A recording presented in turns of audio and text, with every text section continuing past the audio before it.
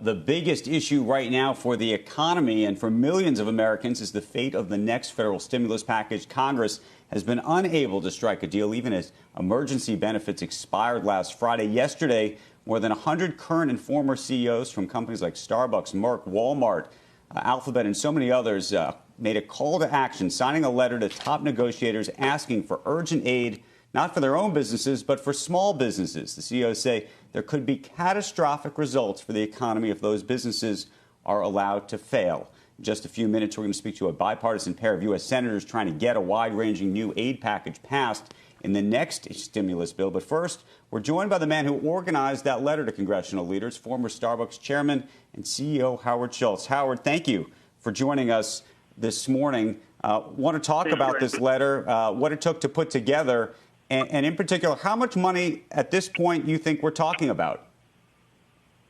Well, first off, I think we need to frame the problem.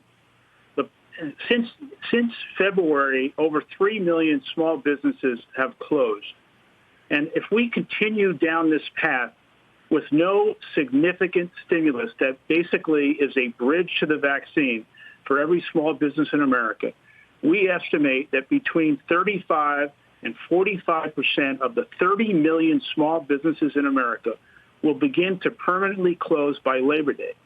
Now, this situation will have such a significant catastrophic effect on the economy, and none more so than the fact that so many of these businesses are owned and operated by minorities and African Americans. And so it is no longer a crisis. This is a 5-alarm emergency in which I believe, and I think the 100 CEOs who signed this letter in support of the Restart Act believes that all roads should lead to small business relief in any stimulus package that Congress approves. So what are we talking about here? In this letter, you write federally guaranteed loans is what you want. At favorable terms that will enable small businesses to transform and sustain themselves through 2020 and well into 2021. Support must last longer than just the next 2 or 3 months. And that's really a signal, I imagine, in terms of the timing that people now think we may or may not have a vaccine. So this is going to be longer than a lot of us want. But what is it? But in terms of dollar terms, what do you think that looks like then?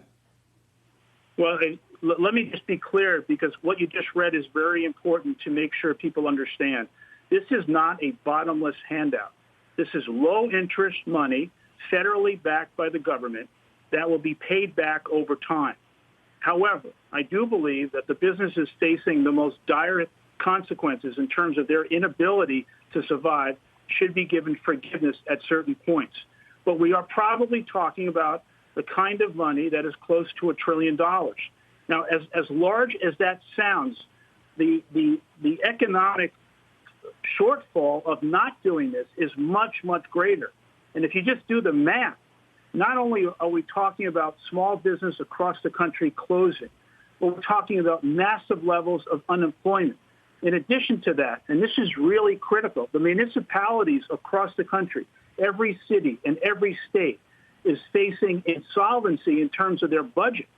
If these businesses close, the tax revenue alone is so significant. And so the ripple effect on this is not just the business itself, it's also the social fabric of every community. These are mom and pop businesses, these are restaurants, these are beauty salons. These are the lifeblood of every community. America will never look the same, and these businesses will permanently close and never reopen.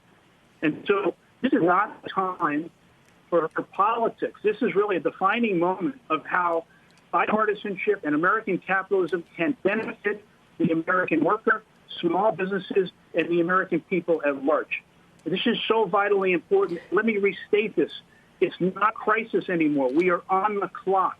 And in fact, the 100 people could have had many, many more if we had the time. And it wasn't just CEOs of Fortune 500 companies. It were small businesses across the country.